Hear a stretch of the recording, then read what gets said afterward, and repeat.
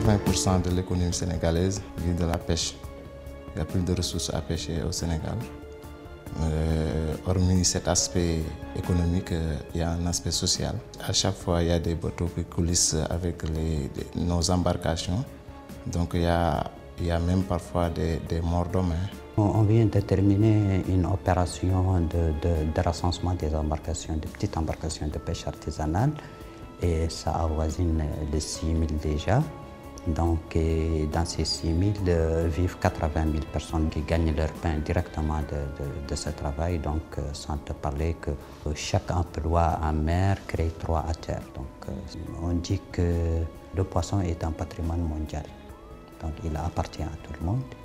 Donc, il est la responsabilité de tout le monde d'essayer de le préserver. On s'est rendu compte que nos pères faisaient moins d'efforts, étaient plus près des côtes et ils en attrapaient beaucoup.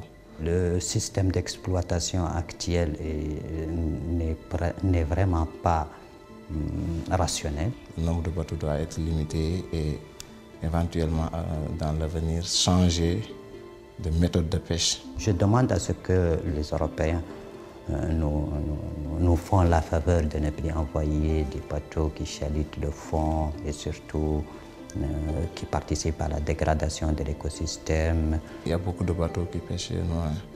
Je ne vais pas dire exactement le nombre, mais vraiment c'est décourageant. On peut dire qu'il y a une grande part de responsabilité des bateaux européens. Par exemple, ils font du surpêche, ils détruisent le fond marin. Il est très important qu'il y ait une vision un peu préservatrice de l'écosystème et de l'habitat des poissons. Je dirais que c'est un gâteau.